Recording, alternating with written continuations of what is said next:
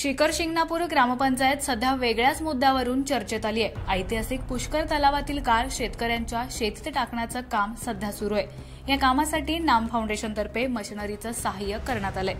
त्याचबरोबर जलसंधारण विभागामार्फत संबंधित मशिनरीसाठी इंधन खर्च देखील दिला जातोय।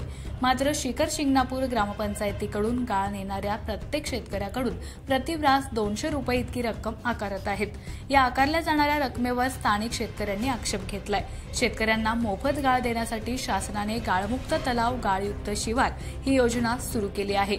मात्र शेतकऱ्यांना प्रतिव्रास 200 रुपये ग्रामपंचायतीकडून विकत गाळ दिला जात असल्यानं स्थानिक शेतकरी चांगलेच संतप्त झाले आहेत। या प्रकरणी शनिवारी दुपारी स्थानिक शेतकऱ्यांनी ग्रामप्रशासनात चांगलाच घेराव घातला। यामध्ये शेतकऱ्यांनी ग्रामप्रशासन मनमानीपणे बेकायदेशीरित्या हे पैसे आकारत असल्याचा आरोप केला।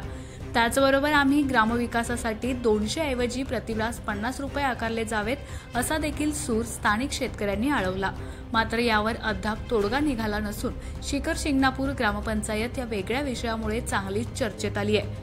या एकंदरीत विषयावर शिखर शिंगणापूर ग्रामपंचायत शेतकऱ्यांची मागणी लक्षात घेऊन काय निर्णय घेणार, शासनाच्या ध्येय धोरणानुसार शेतकऱ्यांना मोफत गाळ मिळणार का, या गोष्टींकडे शिखर शिंगणापूर पंचक्रोशीसह माण तालुक्याचं लक्ष लागून राहिलं आहे। शिखर शिंगणापूरचा आहे। शिंगणापूर पुष्कर तलावामध्ये नाम फाउंडेशन आणि जलसंधारण खात्याच्या संयुक्त विद्यमानाने गाळ उपसा चालू आहे। त्या नाम फाउंडेशनने आपल्या तळ्यातल्या गाळ उपसण्यासाठी मशिनरी दिली होती आणि जलसंधारण खात्याने तेलाचे पैसे डिझेलचा खर्च केला होता।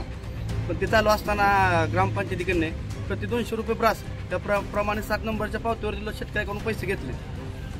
ती ग्रामपंचायती कुठं थांबवावं आणि शेतकऱ्यांना मोफत गाळ देण्यात यावा ही शेतकऱ्यांची मागणी आहे। आणि आता आम्ही ग्रामपंचायतीच्या ह्याची कार्यालय संबंध साधला शेतकऱ्यांनी। साधारण 5-50 शेतकरी होते उपस्थित। त्या शेतकऱ्यांची विनंती केल्यानंतर त्यांनी 200 वरून 100 करू असं म्हणतात, पण ते शेतकऱ्यांना मान्य नाही।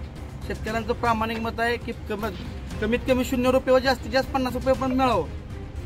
त्याच्यावर आमचं म्हणणं आहे की शेतकऱ्यांचं की बाबा जर एखादी संस्था मदत आपल्याला एनजीओ करत असेल किंवा जलसंधारण खातं मदत करत असेल तर ग्रामपंचायतीने शेतकऱ्याला मदत करा, कुठल्या करणं घेता द्यावी ही शेतकऱ्यांच्या वतीने माझी मागणी आहे।